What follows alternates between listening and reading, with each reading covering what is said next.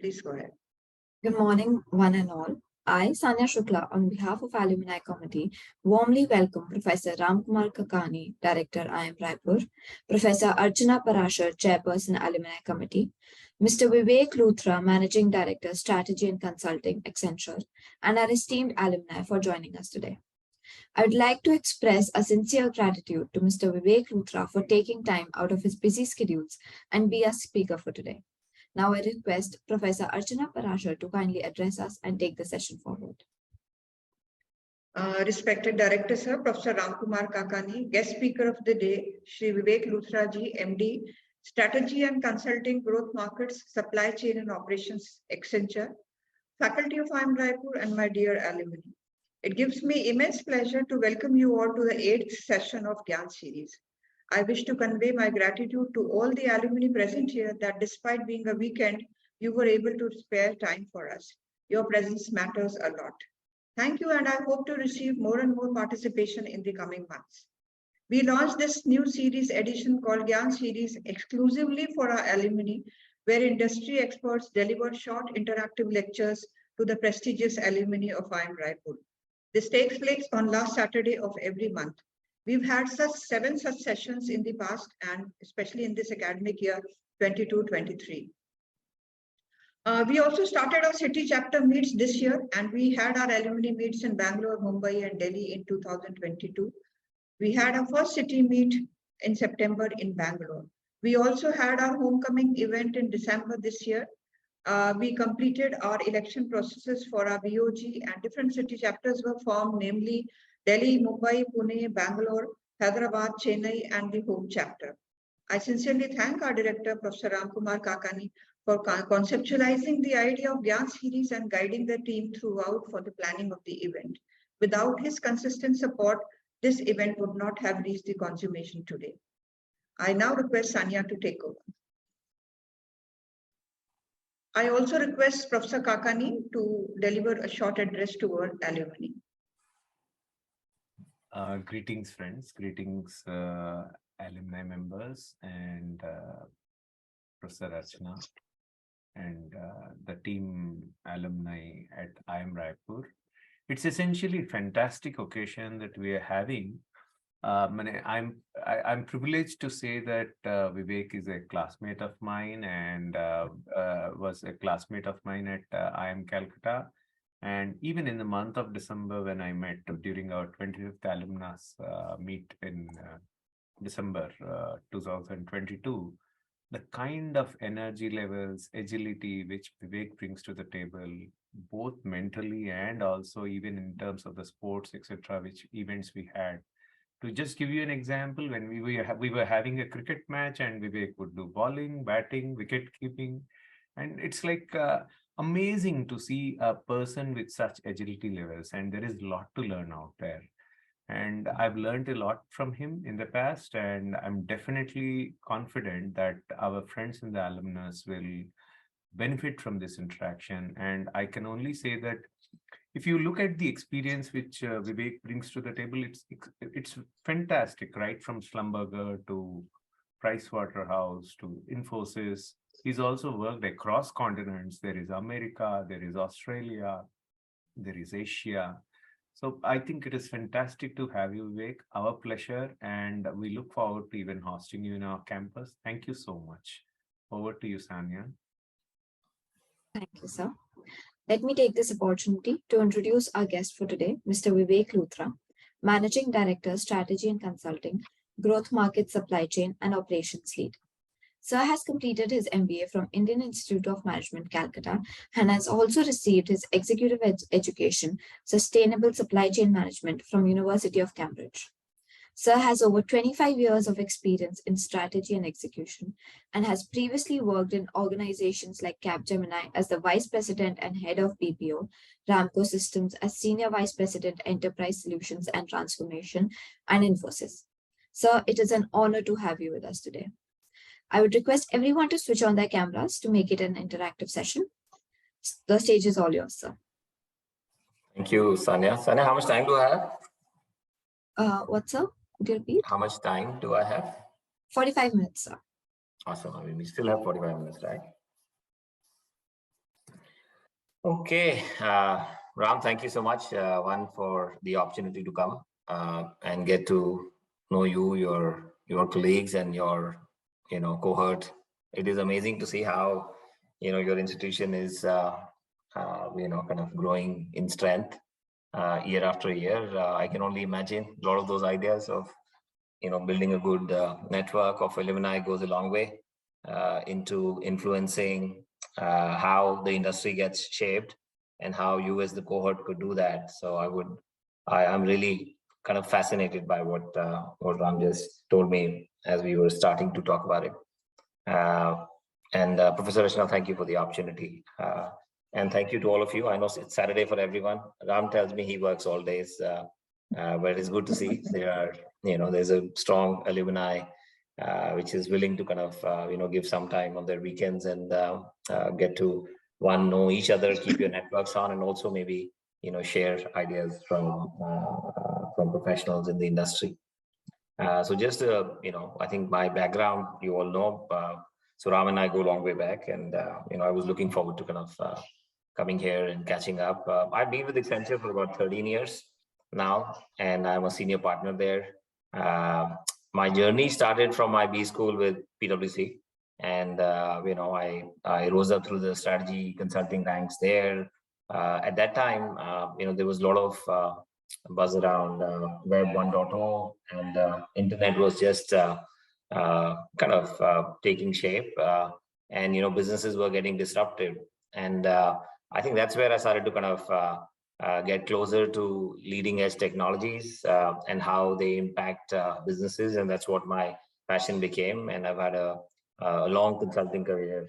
Not many people stay in consulting for long, but I kind of like consulting quite a bit. I think it's the closest you can get to being an entrepreneur if you're not yourself an entrepreneur.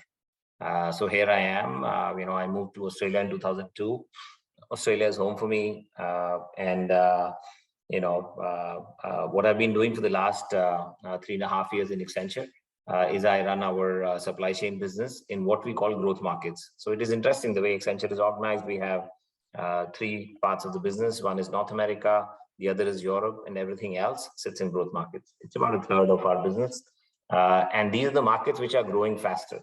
It is quite important because from a supply chain perspective, most of the consumers sit in these markets. So these are Asia Pacific, Middle East, Africa, Latin America. So a large portion of consumers are in these markets, and they are becoming more and more affluent, which means that more and more consumption is happening, and also in some of the markets in our region, the labor markets are much more competitive, which means the supply chains which supply to the Western markets are also located here. So it is a great region to be in terms of complexities. I wanted to come today and talk about sustainable value chain or sustainable supply chain today.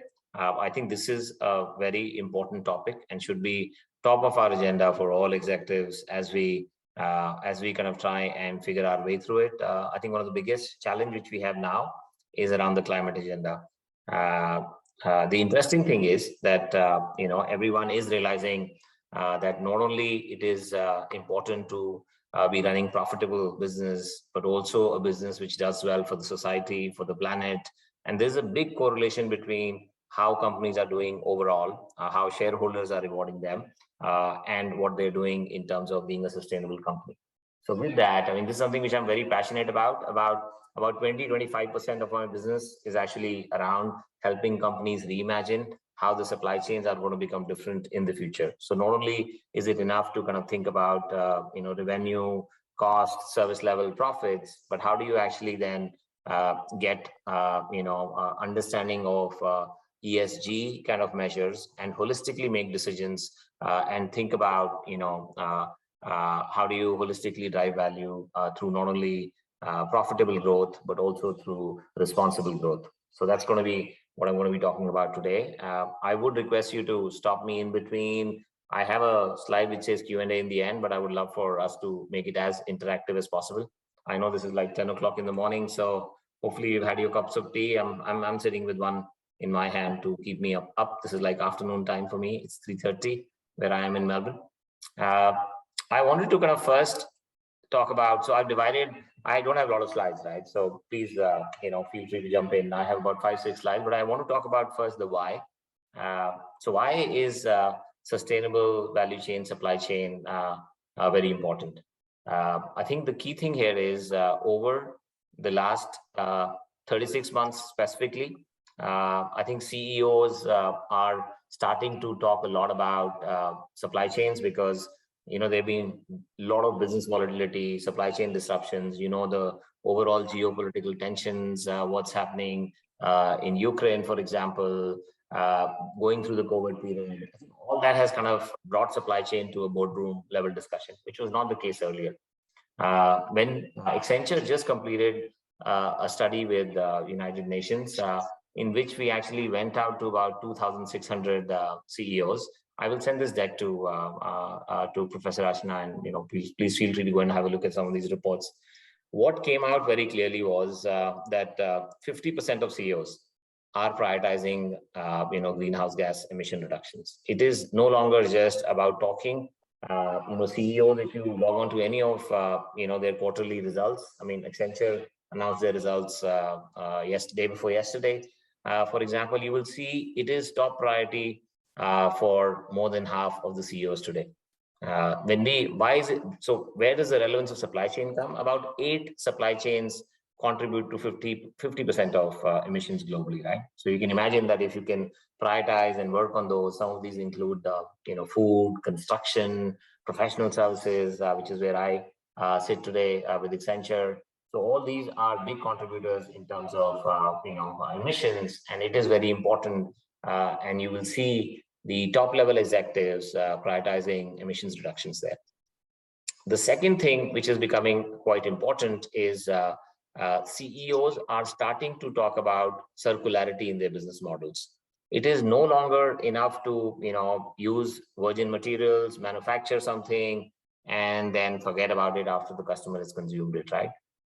Companies and businesses are now starting to think about circularity when they think about their business. So, for example, I've been working here with a chemicals company, which is one of the largest PET bottle manufacturers. And guess what? Most of the PET bottle consumers, companies like the big brands in terms of beverages, have already committed in various markets that they're only going to use, what they call recyclable PET.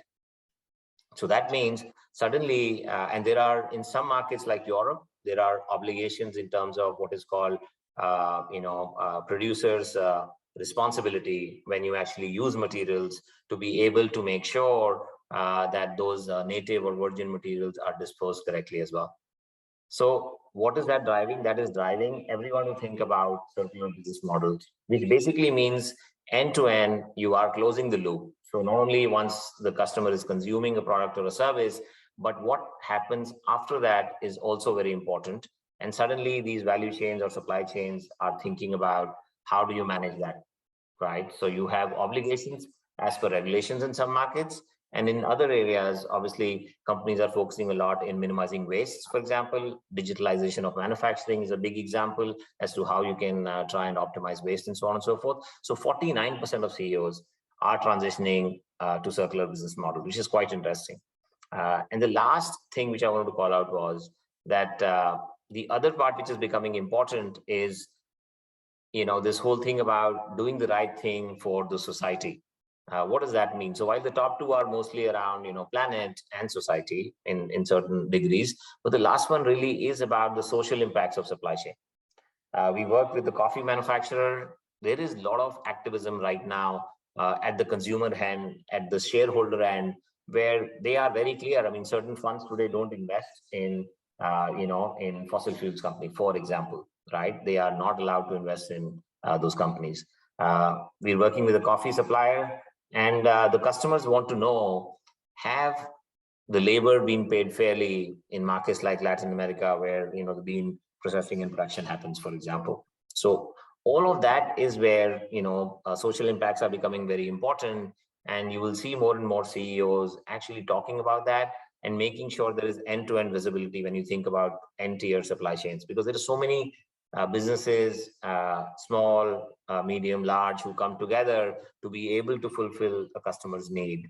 So really, I wanted to kind of talk about this why, which is, to me, in my mind, there are three things which are happening. The first one is directly related to, you must be hearing a lot about net zero. So how do you kind of look at business end to end, business value chain, and actually make sure that it is net zero in terms of emissions? So whether it is buying offsets, if you're not, able to naturally kind of get it to, zero emissions, but you basically are balancing emissions with, balancing them with buying offsets, so that at least you are focusing on net zero. Today, this is a very important agenda on all CEOs, quarterly reports.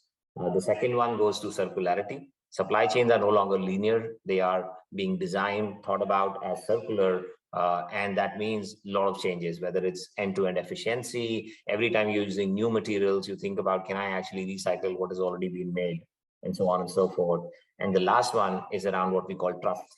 So the third one is, is about building trust. So are the business actually doing what they are saying they're doing? Till now, customers did not bother about it. Shareholders did not bother about it, but that's become top of their agenda. They want to ensure that what companies are saying is what companies are doing, and hence trust. So think about supply chains being reimagined on three accounts: net zero, circularity, and trust in the end-to-end supply chain.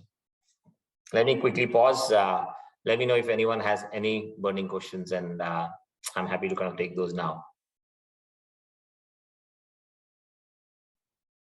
Any questions from the audience right now? Just I joined late. Just I want to know some circular business model. Just briefly to example. Actually, I'm working in steel sector. I'm owning the Banerjee from Tata Group. Okay. So, your voice was cutting off a little bit, but for example, steel is definitely one of those 8 industries which contribute a lot in terms of 50% of emissions there, right? Today, we are working with number of steel manufacturers where the first, focus has been around, moving to, better form of energy in the production process. That's something where companies are investing a lot. We work today with a Brazilian company where we've set up a circular marketplace for them, which it's a steel company.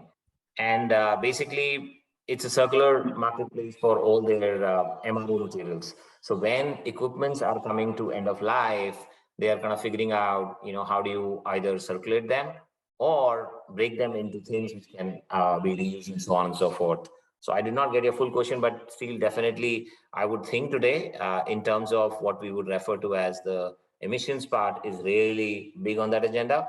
And from circularity, you're already seeing, a lot of initiatives across leaders on things like equipment, recycling, for example, and how do you kind of dispose things around spare parts and everything else, which have started to happen in the industry. Yeah, my question is answered, sir. Thank you. All right, thank you. Thanks for asking. So, look, let's keep going. So we spoke a little bit about the why, right? So, and then if you start to frame the rationale for why this is happening, for the what part of it, right? Which is basically when you are thinking about sustainable value chains, there is a lot of value to be unlocked.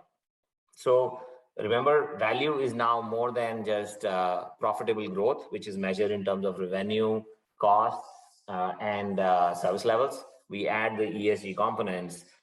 What is the value to be unlocked? If you look at some of the reports which we refer to, the first one talks about that about 42% of EBITDA loss is happening because of supply chain disruptions. Largely, a lot of these disruptions are directly being linked to the climate actions right now. So you can imagine that this is becoming important. If companies and businesses do not start prioritizing these initiatives, they would end up, incurring a lot of extra costs, which they need to either pass on to customer. In some cases, they can, or companies which are doing this better, they would be able to have a competitive edge. So the first point is there is a real reason, real drive to kind of think about, because there's a massive impact on EBITDA because of disruptions, which are right now directly be linked to, the emissions agenda, for example. The second part is around shareholder returns. It is no longer just anecdotal evidence. You can actually look at companies which have been doing well in terms of top quartiles on ESG performance, and their total shareholder returns are surpassing those companies which are laggards in this space to the extent of 2.6 times. Companies who are prioritizing ESG performance are delivering 2.6 times shareholder return compared to the laggards. So there is again a reason why companies are putting this on the agenda. That's why these CEOs are talking about it. You get onto any quarterly results and you will see how important this becomes. And last but not the least, we started with that, right? Remember 8 big supply chains. We spoke about example, you gave steel, food, construction, fashion. These are big ones. Basically 60% of global emissions are generated by supply chains. So normally, if some of you read about that or are working in that area, you would kind of classify emissions as scope 1, which is directly controlled operations, scope 2, which is how much and what type of energy is used in company, and scope 3, which is the extended value chain, which is your suppliers. 60% of global emissions are generated by supply chains, which is scope 3, which is where bulk of your suppliers are. So managing that becomes quite important. All these companies have defined their targets, and if they are not delivering to those targets, then obviously they have a cost to incur. So that becomes quite a bit of challenge as well. So that is around the value. You can imagine if there is value, then you prioritize and kind of try and unlock that value. There is also an urgency to act. If you look at data sets, several companies have announced their targets on net zero. And based on this study, which we just completed, about 93% of these companies are already behind their schedules. So they have to figure out how to catch up, right? So there is an urgency. It is a market commitment. You can imagine when you make a market commitment, while initially it might be with the chief sustainability officer or the chief marketing officer, but soon it becomes a liability on the balance sheet of the company with the CFO. Because if they are not doing it through a transformation approach, they need to go and buy a lot of offsets, which will be costs sitting in their balance sheets. So that becomes quite important. 93% of the companies are behind their planned agendas, which means they have to catch up. They have to do something to be able to get back to where they needed to be by now. Second thing is around data collection. I think most of the CEOs acknowledge that having that visibility end to end in the value chain is a tough act, right? You can imagine if some of you are aware, the way companies typically, let's say, measure emissions, they start off by looking at how much they're spending on certain types of suppliers, and then they kind of use that to be able to say, okay, which are the hotspots and how can they work on emissions with that supplier and so on and so forth. They need to move from that to supplier specific emissions. Leaders are starting already building huge programs with top 100 suppliers and kind of figuring out how this works and so on and so forth. So one of the big challenge here is data collection. To have the visibility of the value chain and then being able to look at data sets, transform the data sets, and then being able to curate those data sets so you can take some kind of actions. So there is fair amount of focus from CEOs on being data led, to have that visibility across their value chain so they can drive sustainability kind of initiatives. And third, last but not the least, I think the other challenge is everyone is working towards the 1.5 degree temperature rise trajectory, as you might have heard about it or read about it. Yet only about 2% of the companies have science-based targets, which are validated targets. I mean, for example, my own company, Accenture, very clearly actually started defining this very early on what that means and had an SB, science-based targets, validated approach on how we're going to be tackling the agenda when it comes to sustainability for Accenture. So really, these three things are again and again suggesting that there is an urgency to act. One, in terms of data. Second, a lot of companies are behind their initial targets. And third, people are starting to kind of talk about it, but are they having the right kind of approach, which is a science-based target approach aligned to what actions need to be done to get the curve so that, the temperatures don't rise above 1.5 degree. And, with every month, quarter passing by, I mean, collectively, we are only falling behind. So it is becoming quite important for everyone to do this. Any thoughts, any pointers? I think, sir, yes, Ashish or someone has just shared a thought. Ashish, are you there online? Yes, ma'am. Yes. Good morning, So, sir. yes. Good morning, sir. Actually, you just explained about the circular economy and the ESG and everything. I really do appreciate. But the thing is that I'm into a manufacturing sector. When we are just going to go for effluent treatments and all, the gadgets, the machineries are very expensive, and we have to import the same from Europe or US, and paying high duties and all. So when we consider the cost structure, then how can we, if we take the depreciation also, then how can we adjust that cost? Because after 2 years, it will become again obsolete. A new concept or new technology will come for this, environmental or societal or governmental, ESG, like IE5 or IE6. So how we can sustain in circular economy then? Yeah, I think How we Ashish, that's a adjust the great. cost? Yeah, no, that's a great question, right? If you see, bulk of the initiatives have been around, renewable energy consumption, which have been funded quite well, and that's where bulk of the businesses have started to get the initial quick wins, if I could say.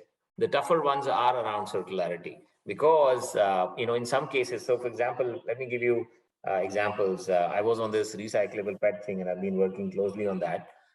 There is a premium for recyclable PET today, which businesses are ready to pay the chemical manufacturers who make these preforms and so on and so forth, right? So in some industries, it's beginning to shape up. The third force in some of these cases is I do not know if you supply products to. Is it mostly domestic consumption or you actually supply it to European markets?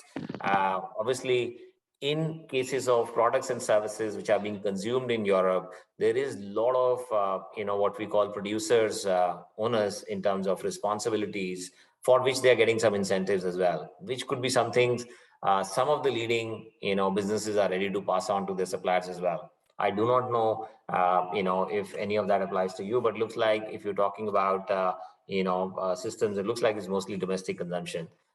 Maybe the last point I will raise is the fifth thing, which I've seen innovative companies do. So you're right. If you look at it conventionally and try and recover business performance only through things like, how much time would you take an equipment to depreciate? I think the key thing there could be working with some of the companies who are helping, right now structure carbon products. I'm happy if you want to go dig deeper. But today, if you see in some of the bigger businesses committing to being net zero, they have kind of a deficit in their plans, right? To come up to fulfill that deficit, they buy offsets. And I'm kind of thinking that maybe is there an opportunity for you to make your financial plans better by working with some of the carbon traded products, because what you're doing is you are actually offsetting carbon through those measures. So I do not know if you're already doing that, Ashish, but that could be another source to kind of think about on how to make this better economics for you and most probably for things around you. Thank you, sir. Thank you. You're welcome, Ashish. Ashish, try and read these reports which I've referred to. That'll give you some ideas, but I can assure you that there are many big companies looking for credible offset products. So maybe looks like from what you described, you could be sitting on one. Need to connect the ecosystem so that you can make the economics overall better. Thank you, sir. Thank you. Okay, so then I wanted to talk about a little bit about how in the rest 20 odd minutes, right? So how do you go about then doing this? To the question I think Ashish started to raise, so it was a very good segue, right? What we have found is that you need to be able to embed sustainability in each step of the value chain. Let me try and unpack for all of you what does that mean. So if you see, the center picture on the slide, we start from product design. There is fair amount of, our research suggests that 80% of products lifecycle environment impact is determined by product design. I'm working with companies in Singapore today who are thinking about product design, sustainable product design, at the time when they're conceptualizing products. That is a big thing. Are you able to use things which can be disposed, in a net zero way, for example, is a big criteria today, right? So think about the principle being, how do you embed sustainability in each step of the value chain? So what is the value chain? Right from product design, then sourcing things for that particular product. How do you do that in a responsible way? Moving on. So if you have kind of thought about that, the next part becomes planning the business, which means how much of what you need where in terms of demand, in terms of supply. So that's really end-to-end supply chain planning. How do you do that sustainably? Hopefully, as you move from the source to plan to manufacture, I think we touched earlier on, and I think one of you actually raised this issue around sustainable manufacturing, but that becomes quite key because, and I'll talk a little bit about, specific metrics around that. But then moving on from manufacturing, how do you make fulfillment sustainable, which is all your transportation and logistics? Interesting one is around sustainable use and resource recovery, which is basically net new things. In the earlier linear supply chains, you didn't have the last two parts for sure, right?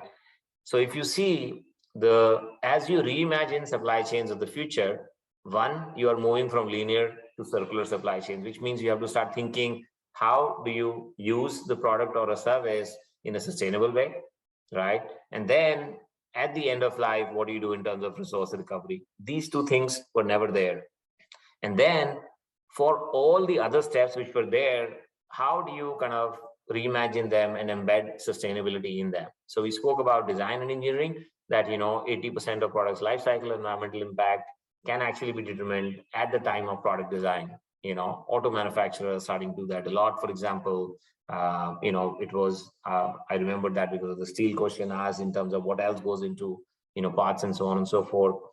Responsible sourcing is interesting. We spoke about a large part of emissions are scope 3. So procurement really plays a key role. Which suppliers to engage, how to get visibility, what we refer to as N-tier supply chain visibility, and measure not only revenue, cost, service levels, but also ESG for that, right? Supplier engagement to run initiatives so suppliers can actually fundamentally change the way they do their own business, so that the impact of those suppliers on your business reduces, which is how you manage scope 3. And then, procurement practices to target ESG impact, right? I mean, leading companies are investing a lot in talent development in terms of making teams which understand responsible sourcing. Then if we move on to planning, while, it doesn't sound intuitively, it doesn't come that planning could contribute a lot, but planning is the heart of this. So 63% of CEOs kind of feel, we touched on the data point, right? It is not easy to get data. That's why companies are investing so much in digitalization of the end-to-end supply chain or value chain, right? Because once you have visibility, then you're taking the right kind of, actions, whether it's on the demand side as to what customers want, how are their habits and needs changing, and so on and so forth, or on the supply side as to what is available, and then being able to do the right kind of segmentation based on what customers really want. So really, planning becomes quite a key part, and businesses are investing in end-to-end digitalization. You move on to manufacturing. Manufacturing is more simpler in terms of understanding.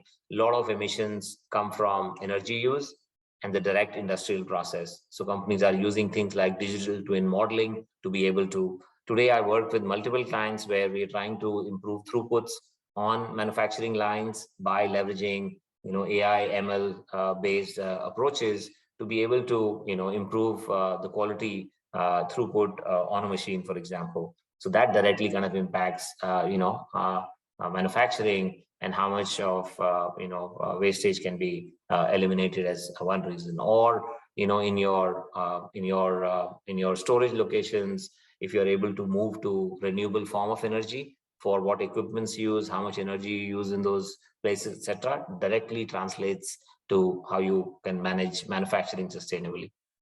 Then fulfillment, I don't know if some of you have exposure to transportation, but 16% of global emissions are from transportation as a sector.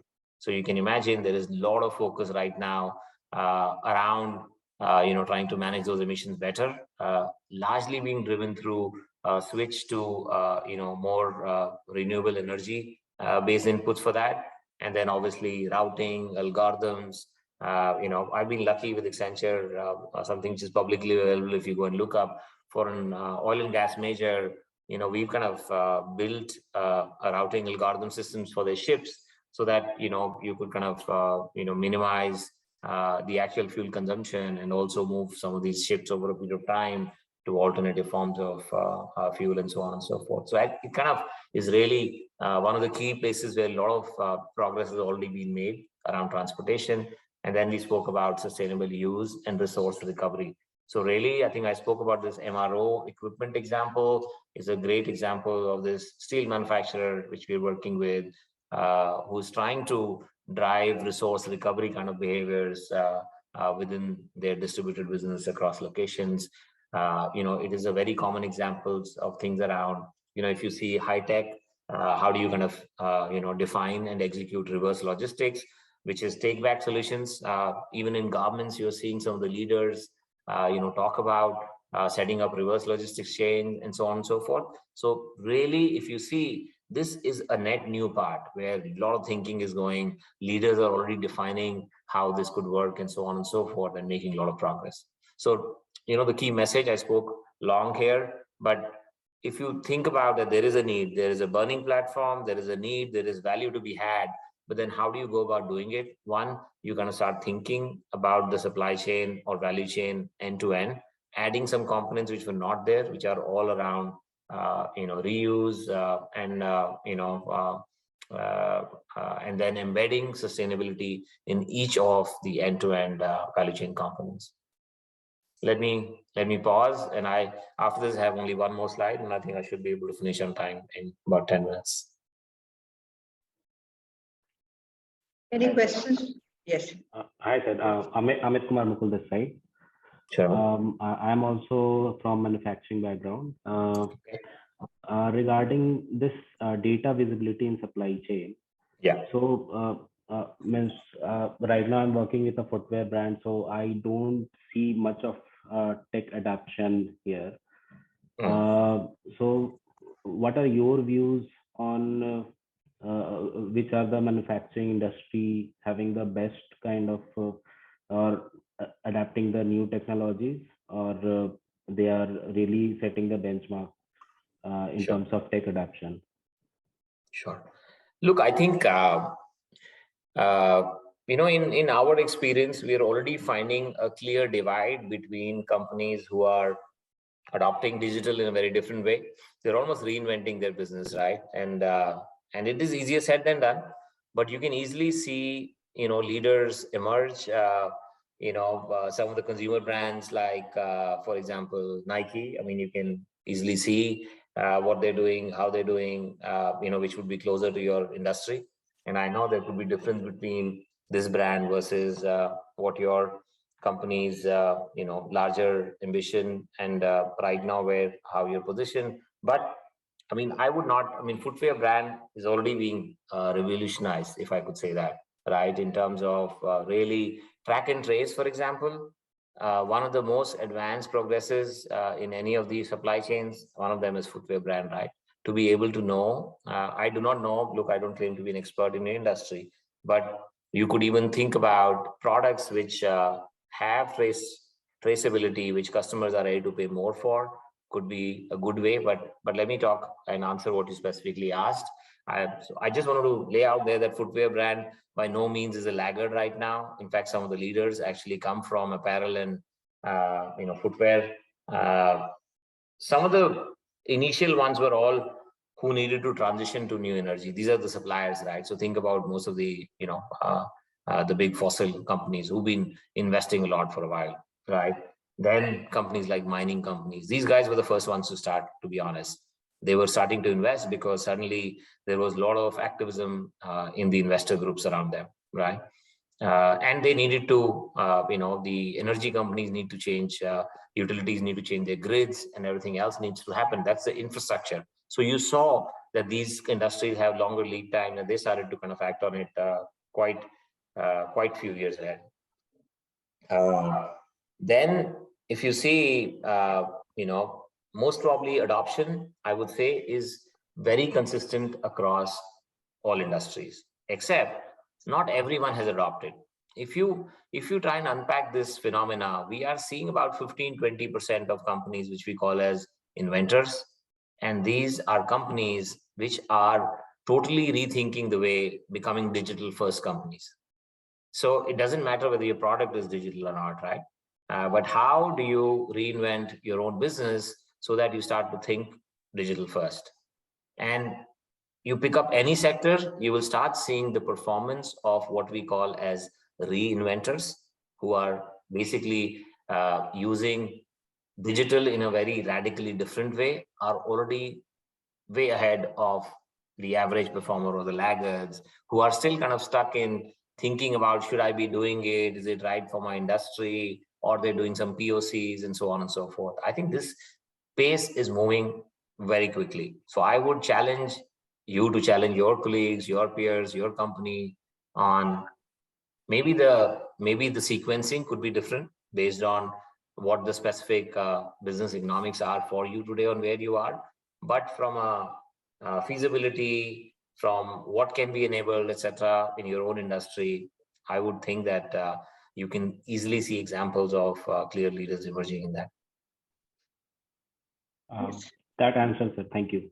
Yes, I think Himanshu also has one question, and he's raised his hand. Yes, Himanshu. Good morning, sir.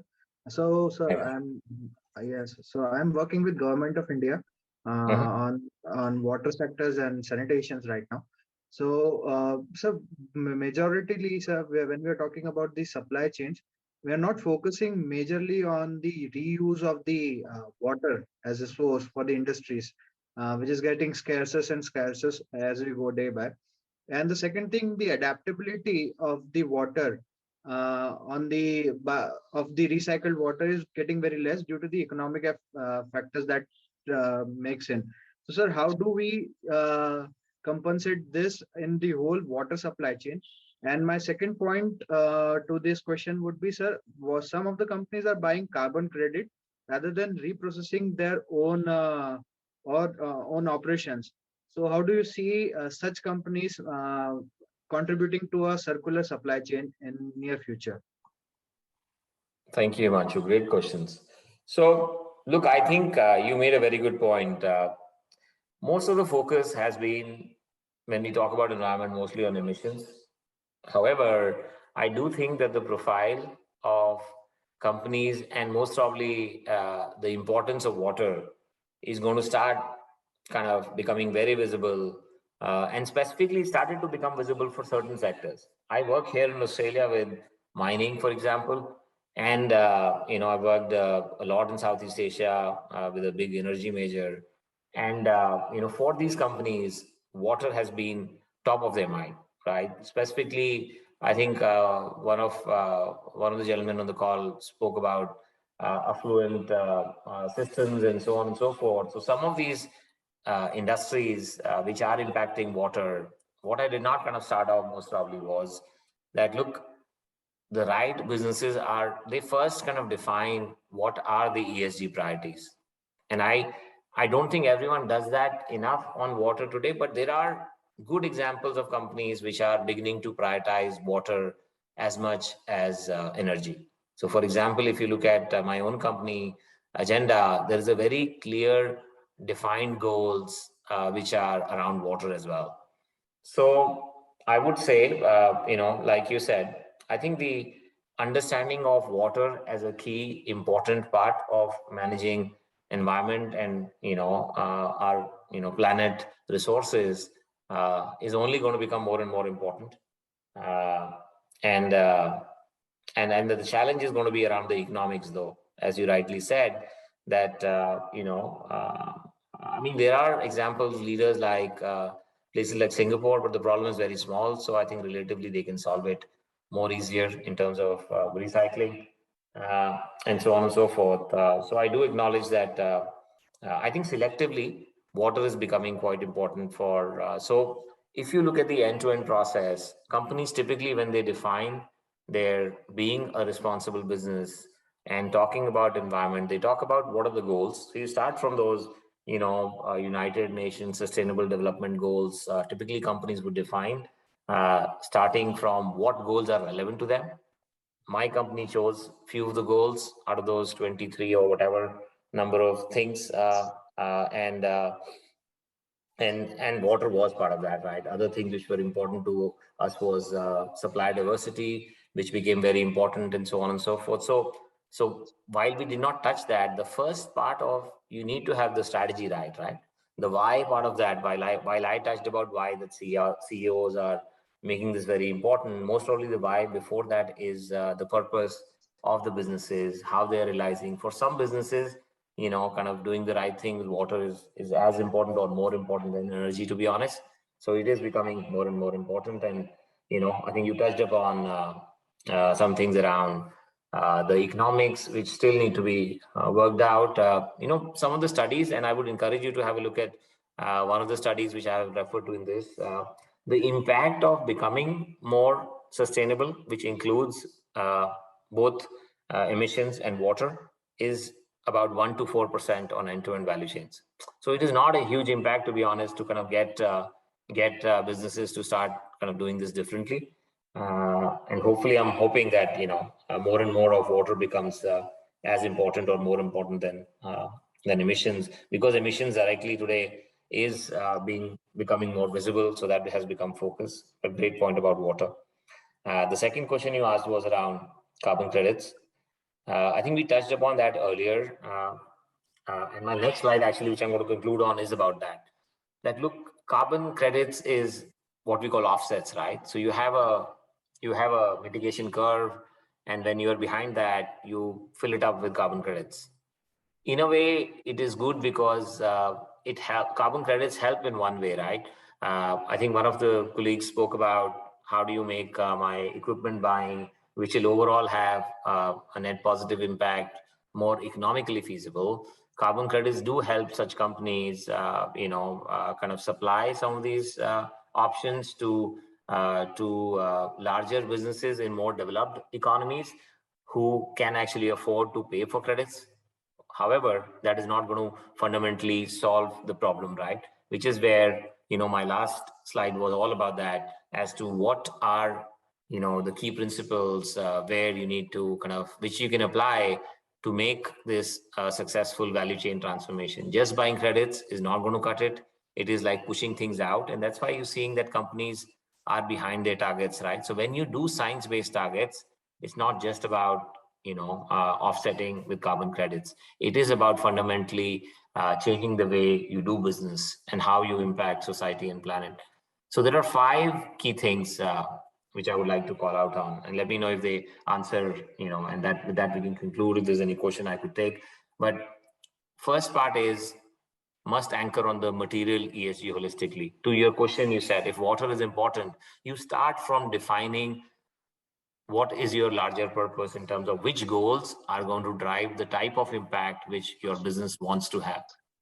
A business which kind of not only optimizes for profitable growth, but also for profitable growth and ESG parameters, right? So you have to kind of think about what are the key things which will move the needle, which is why some of these approaches like science-based targets, etc., become quite important.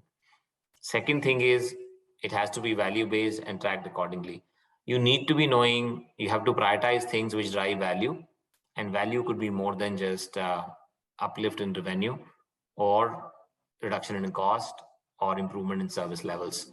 Some of the initiatives in ESG directly contribute to some of those things. That's why you see a lot of companies, for example, ready to buy virtual power agreements, which are based on renewable energies, which kind of help them manage some parts of their emission.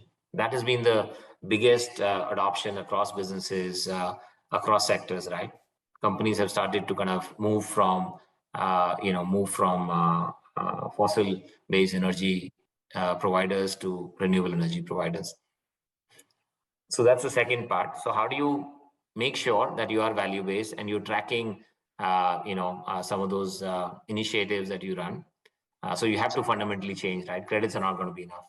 Third one is around, it has to be at the core of the business. This is not about some sustainability officer doing this, right? Good sustainability officers and good companies are actually making sure that this is something which you embed by design into how you do business. It has to be embedded. You saw that circle and you saw how leaders are embedding sustainability by design into the end-to-end value chain. This is not about someone on the side kind of, measuring how much emissions and reporting it. Those things are now gone, right? I mean, you have to to fundamentally impact it. You have to start thinking, what should my product design be? What components go into that? Are they sustainable? Can I have alternate components which will be more sustainable? So on and so forth. It has to be at the core of the business in every part of the end-to-end value chain. Fourth one is around breaking silos and navigate trade-offs. It is not an easy thing, right? I mean, this is not what we've been used to been thinking. Everyone starts with thinking about profits, right? However, there is enough data now to show that companies who are focusing on higher ESG performance are delivering better shareholder returns. So it is ultimately helping companies drive better value for their shareholders, which is what they want to do, except that the parameters, the metrics, the measures are now expanding. So for a business to do that well, you have to cut across a siloed approach. It is not just procurement doing it, right? It is not just product development doing it. It is an initiative which cuts across functions. It is new ways of working. This is how one needs to grow the next set of leaders who think about it like that. And last but not the least, key thing is around being data driven. We spoke about end-to-end visibility is very important. Otherwise, what you cannot measure, you cannot manage. And then how do you accelerate? Because everyone is behind, technology platforms are going to become very important in being able to drive this agenda. So those are the 5 things. Hopefully that gave you the answer. I know it was a very long answer, but it is not about just carbon credits. You have to think about this as how do you transform to become a responsible business or a sustainable company? And these 5 things hopefully kind of resonate with all of you on how you could kind of go about planning such a transformation. Yes, sir. Thank you. Thank you, Manju. So I'm actually done with my slides. Professor Rachna, back to you. And I'm happy to take any questions if there's anything before we close. Any questions from the audience? Yes.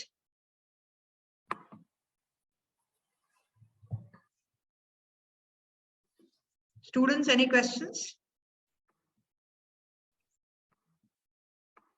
Yes, Prateek Singh, you want to ask something? I think you were writing about some of the issues happening recently, the Russia-Ukraine war. Yes, I think, sir, no questions, but I just wanted to ask you, sir, Vivek, sir, I'm not personally a person from supply chain, but I was reading some reports on from EY and McKinsey, and I felt that while reading, I felt that how they are transforming the business, especially these sustainable supply chains, and how it's reducing risk, how it's increasing innovation.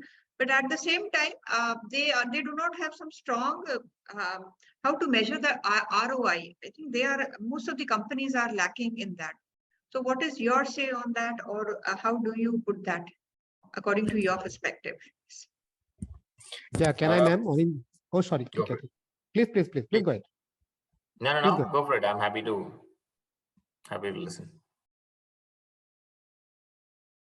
Please, sir, I want to listen to you first. Oh, okay, no problem. Look, I think it's a good segue, right? If I take supply chain, so one thing, Professor, what is very clear is that we do something called integrated business planning. So the way we started to work with companies, we use all these digital platforms. I don't know if some of you have heard about them, but things like, obviously SAP is quite famous for doing what they call integrated business planning, but that's end-to-end planning. Normally, we would configure IBP to measure metrics which were revenue, cost, and service levels. Now we've started to implement IBP to measure revenue, cost, service levels, environmental parameters, social parameters, and ethics and governance. So you're right. I mean, if you remember, one of the points there is about has to be kind of, value based and tracked accordingly, because I think businesses ultimately, except the connotation of value is more than just, profits, I think, because a short-term view could be balanced by a mid-term view, which is profit plus most probably environmental benefits and so on and so forth. And as the regulations are catching up, you would also see that there is a lot of movement around regulations, and more advanced markets are beginning to make sure that businesses take responsibility. For now, there was never any such incentive. So what I wanted to say was that when you are implementing these data and technology platforms, fundamental to them is not just implementing measurements on revenue, cost, and service levels, but also on ESG parameters. And we are using a lot of things around, in fact, it's incidentally you asked, I have just filed in, as part of Accenture team, a patent for circularity around recyclable PETs. And that's really being able to make a decision whether, given supply side of equation, demand side of equation, should you be actually using virgin PET or should you be using recycled bottles, and how does that feed into economics? So the planners are going to be starting to deal with a lot more measures to decide what actions they take. They could, for example, today, when we run control towers in supply chain for businesses, we are actively deciding routing algorithms based on fuel consumption. It is easier decision because it also saves cost, but actually it also saves emissions. So when we are deciding, most of our metrics would also show the trade-off between, maybe a 3% decrease in fuel consumption cost, however, a 8% decrease in emissions. And if you think about it, now that 8% decrease in emissions could also deliver on the agenda of how much emissions. If the company don't do that, they have to go and buy offsets, carbon credits, someone said. So if you see, it's kind of starting to happen. We need to prepare our talent to be able to look at this holistically, more than revenue, cost, service levels.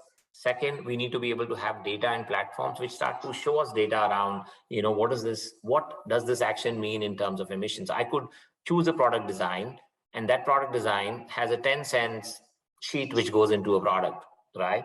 Depending upon, the ESG parameters, you could actually say, I might take a sheet which is, 15% more, but over the life cycle in terms of value of ownership, my emissions are much lower because of the way we dispose that sheet. And hence you could factor that into thinking through what are my economics for the product and so on and so forth. So I think it's starting to happen for quite a bit. And the heart of it is this data and platforms which need to be able to give you that data. So you're having some baselines, you're thinking about how to do these trade-offs and so on and so forth. Okay, sir. Thank you, sir. I think we can take up last question. I think Anindya had some question. Anindya, are you there? Any other question? We can take yes, one. Yes. I'm here. Actually, sir has already said what I was wanted to say. That everything is available. I'm talking about a very grassroots thing. We are talking about is business level, economics, technology, equipment. We know that what is to be done, what's right, what's wrong, what is needed now, because it's a very long old saying, starting last 20 years, global gas emission and all that. But I think somehow we are failing to, that we have enthusiastic people, agile, energy workforce. We are the young, rich country, since ancient days. But I think we are somehow failing. Me also become a leader, failing, to transform that energy into a real work. That is there because we have to motivate some people to tap the energy level of people. That is why we are failing. What to do, we know. Their equipment are there, technologies are available. We are unable to somehow transform that we are working. We don't know we are working on KRA based system. That that some KRAs are there. So somehow we are not free. We are not unable to make people free to think, give time and space to think. That you do this. It is your target. So, otherwise, why this only 2% of industries are, why this 98% lacking to target, meet Are we not having resources? We are having a rich resource country, but still we are failing because somehow we are lacking transforming that energy into work. That is the only say, and but we are working on it. I'm working on it a very little, but still I'm working on it. You have to motivate people that it is your job. It is not that KRMS. You have to do 2 projects. You have to do this project. Some people are able to even tap the losses, as Sir rightly said. There are so many laws. We don't know the source of places where these things are sourcing, where from these are all coming. Why today is water is reduced, recycled, things are coming up because we do not know. We have wasted a lot. Thank you very much. Okay. I think I'll read out the question from Prateek. He said, sir, since COVID-19, there have been multiple events, Russia-Ukraine war, container shortage, Suez block, China's tensions with the world that show the kinks in the global supply chain. I think a question or an idea from his side, if Vivek sir can address. Yep. So was there any specific question though? Yep, there has been a lot of supply. Yes, so his mic is not working. So I think he has posted this and he wrote that, ma'am, my mic is not working. So yeah, just not an issue. I'm just seeing what you said. So look, I think one of the reasons why supply chain has become such an important topic is because of disruptions. Till the time you had products available in shops, in your retail stores, no one actually wanted to know about supply chain, right? It was always working. You wanted something from the shop and you had it there. It is only when you stopped having the supplies that suddenly people started to figure out, hey, what's happening? And they will say, oh, supply chain is broken, right? Largely, the challenge is that supply chains have become very long now. These are all global supply chains, which basically means that we call it, I don't know if some of you might have actually did that in economics. We call it the bullwhip effect. When the supply chains are long, a small change. So what started as a supply shock, for example, by the time that traverses through the supply chain, it is like a bullwhip, right? So basically what it means is, you have a, supply, for example, could be a supply shock could be labor not being able to reach factories in China, and hence you're not producing something, which by the time starts to have an impact on the consumption side, is only seeing partial parts of it, right? So this bullwhip effect is what has been, driving a lot of things on companies to be able to kind of manage supply chains effectively. How companies have reacted is they have started to invest in having the end-to-end visibility, which was not there. I mean, I work with a lot of MNCs, and there was a time when they knew that something has been put on the ship, but none of them knew when the ship is going to dock, where they needed it, and so on and so forth, right?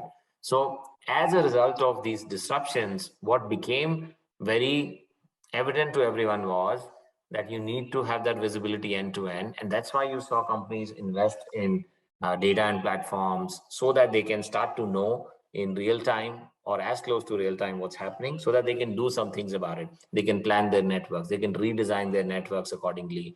So today, for example, one in every 3 engagements I think we do is about enabling companies to have that visibility, what we call as digital twins. So we link the supply chain, we link what a supplier supplies to how it goes to something to be manufactured, to then how does it go to the end customer. And if any part of that chain breaks, then who gets impacted? By doing some of those scenario models, everything else, one can make the overall network more resilient, and that's what companies are investing in. I hope it partially answers, Prateek, your question, because obviously you're not able to come onto the mic, but feel free to send me a mail if there was anything specific. Okay. Yes, Arnav, can we have very briefly your question, and so that we can stop now? Yes. Okay. Thanks, Archana ma'am. So Vivek, I'm working with in the domain of supply chain planning as a supply chain consultant, and I would like to know what are some of the skills that we as consultants should build to be able to guide our clients better in this era of sustainable supply chains. Great question. I think it is going to come down to that. So think about as companies are now investing in building these data and tech platforms, right? Which means there's a lot of data available. So if you're doing planning, if you do a planning platform and digitalize the value chain, then you can kind of right from, from planning to sourcing to manufacturing to fulfillment, you actually know what's happening, where what can be done. But the key thing to be able to unlock value is to be able to then use this data and do something about it. So I think where I'm seeing at least my teams, so I run a network of about 10,000 people in Accenture. I can tell you where we're spending a lot of time and effort. We are spending a lot of time and effort in updating the skills for our teams to be able to get an understanding of being able to do a lot of cognitive models, which are AI, ML based models. I think that's where ultimate goal for a lot of supply chains is to make supply chains autonomous, which means how do you get humans and machines to work together? And I think in the last few weeks with Microsoft, with Google, you would have been hearing a lot more focus on AI. But I think that's most probably one biggest generative AI is going to kind of start changing a lot on how the demand planners or the supply planners or planners of the future are going to work. Right? They're going to work a lot more on data. They're going to work a lot more on validating these models on an ongoing basis, and the the kind of impact you can make as a planner if you were on top of how to leverage machines in how you work, I think is going to be phenomenal going forward. So I would one thing I would definitely suggest would be investing time and effort in AI ML based models into different types of things. And there are some areas where there's a lot of progress already, which I'm sure you're aware as a planner. But those are things which are very important in the future on how planners are going to be able to work with machines on improving the accuracy of the decisions being made. Okay. So with this, I think we come to the end of the session. Thank you, Vivek sir, for the enlightening and such an interactive session. I'm sure my alumni must have also enjoyed the session. And I think still there are pending questions in their mind, which can be addressed later on. And you can surely post and talk to Vivek sir as and when time permits. I sincerely thank you, sir. You agreed to take time and talk to our alumni, and I think this end-to-end sustainable value chain transformation, which you have explained it very nicely, I think it will be surely it will be a great help to all of us. How you talked about planning and manufacturing in that particular slide, I will of course remember it, and it will be applicable for all sustainable fulfillment, sustainable uses and services, and especially the 5 key principles for sustainable value chain transformation. Thank you, sir, and I sincerely thank everyone for being here. Over to my alumni committee. Thank you, ma'am. On behalf of the alumni committee, we are glad to express our vote of thanks. A very special thanks to our speaker, Shri Luthra, for accepting our invitation and for being here with us virtually today. Your thoughts and views on circularity, please spoke with respect to global emission, how sustainability must be embedded in each of the value chains, and value chain transmission using AI has provided a new perspective towards sustainable value chain. We thank our director, Professor Ramkumar Kakani, and chairperson, Professor Archana Pasha, for standing by us and making this event possible. I would be failing in my duty if I did not thank our esteemed alumni for being here and making this day a wonderful and memorable one. Thank you once again, everyone.